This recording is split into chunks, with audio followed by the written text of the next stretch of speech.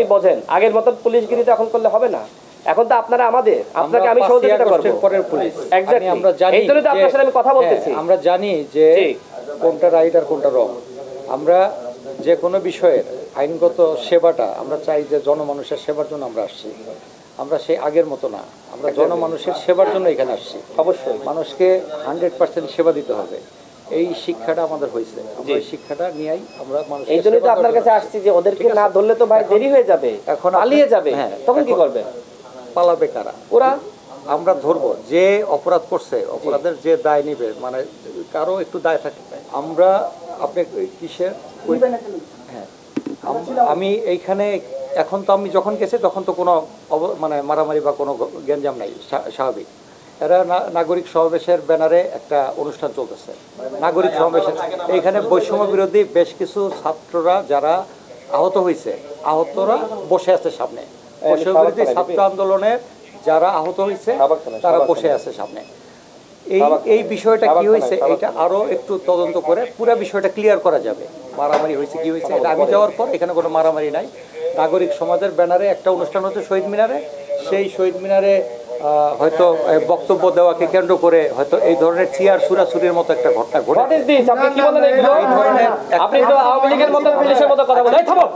আচ্ছা এক মিনিট, আমাকে কথাটা শেষ করতে দেন। আমার তো সাংবাদিক সাহেব ফোন করছে।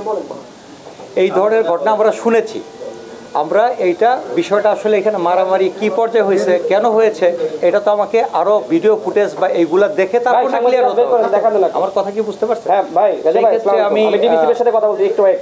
রাজা ভাই আসসালামু আলাইকুম। ভাই আপনি ডিসি কে বলে দেন। ঠিক আছে, ওকে ওকে। রেজা ভাই ফোন দেওয়ার সাথে সাথে এইভাবে কথা বলে, আর আপনি যদি বলেন তদন্ত করতে হবে, খতিয়ে দেখতে হবে, তা আপনার তো দায়িত্ব ভাই আরো বেশি, মানে দায়িত্বহীনতা পরিচয় দিচ্ছেন। আমি পুলিশের ঊর্ধ্বতন কর্মকর্তারা বলে যে সরি।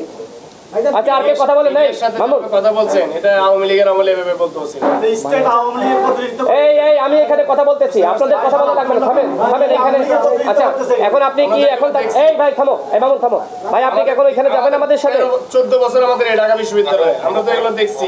পুরো আওয়ামী লীগের শাসন দেখছি। চেয়ারে বসে যে ভাষা কথা বলতেছেন, এই ভাষা আমরা বুঝি। আচ্ছা ইসমাইল ভাই আপনার এখানে কথা বললেন। আচ্ছা তো আপনি কি আচ্ছা এই সবাই থামেন আপনারা। আচ্ছা এই রাশেদ ভাইয়ের সাথে কথা বলছে, রাশেদ ভাই যেভাবে কথা বলবে, আমি তো বলছি যে আপনি একটা অভিযোগ দিবেন, এখন আমাকে একটা লিখিত অভিযোগ দিবেন কারা কারা এই হামলার সাথে জড়িত।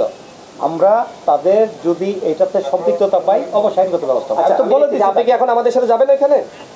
নাকি আমাদের আমার টিম আছে এখানে। টিম আছে? আমার টিম আছে। এখন এই যে আপনি যদি বলেন যে রাশেদ ভাই আপনার এখানে থাকেন, আমরা ব্যবস্থা নিচ্ছি, তাহলে এখানে থাকবো। আর যদি বলেন যে আপনার এখানে থাকেন না, আমরা ব্যবস্থা নিচ্ছি, তাহলে সেটার আশ্বাস আমরা কিভাবে পাবো? আমি তো বলছি আমার স্যারদের সাথে কথা বলি। স্যারদের সাথে তো আমি ফোন দিলাম না, আমার ডিসি স্যারের সাথে কথা বলে। আমার ডিসি স্যারের নাম্বার দেন। ডিসি স্যারের সাথে কথা বলে আইনগত যে ব্যবস্থা সেটাই করবো আমরা।